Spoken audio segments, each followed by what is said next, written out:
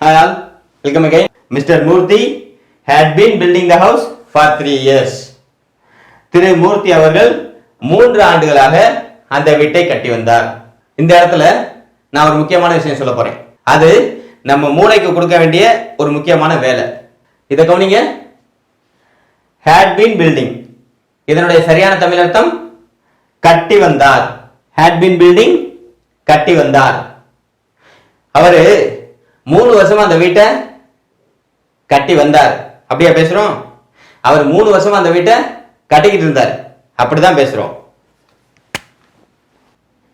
கட்டி கொண்டிருந்தார், கட்டி வந்தார். இந்த வார்த்தையை ரிட்டன் லாங்குவேஜ்ல வச்சிருக்கோம், ஆனா ஸ்போக்கன் லாங்குவேஜ்ல விட்டுட்டோம். கட்டி கொண்டிருந்தார் இதை பிடிச்சுக்கிட்டோம். உண்மையிலேயே கட்டி கொண்டிருந்தார் என்பது பாஸ்ட் கண்டினியூஸ் டென்ஸ். இதனுடைய சரியான ஆங்கில வார்த்தை வாஸ் பில்டிங். இப்ப நம்ம பிரச்சனை என்ன அப்படின்னா, நம்ம தமிழ்ல பேசும் பொழுது அவர் 3 வருஷமாக அந்த வீட்டை கட்டி வந்தார் என்று பேசாம கட்டி கொண்டிருந்தார் என்று பேசி விடுகிறோம். இப்பதான் நம்ம மூளை என்ன செய்யுது, கட்டி கொண்டிருந்தார் இந்த வார்த்தைக்கு இணையான ஆங்கில வார்த்தையை தேடுகிறது. இதற்கு இணையான ஆங்கில வார்த்தை வாஸ் பில்டிங் என்பதுதான். அதனால இங்கே ஓடி வந்து விடுகிறது.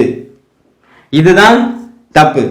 இதைத்தான் ஸ்டாப் பண்ணிட்டு நம்ம மூளையை இங்கே ரீடைரக்ட் பண்ணி விட வேண்டும். இது கொஞ்ச காலத்துக்கு தான், நல்லா பிராக்டிஸ் எடுக்கிற வரைக்கும் தான். அதுக்கப்புறம் ஒரு பீரியட் ஆஃப் டயத்துடன் இது போன்ற வார்த்தைகள் இணையும் பொழுது நாம நமது மூளையை ரீடைரக்ட் பண்ண வேண்டிய அவசியம் இல்லை.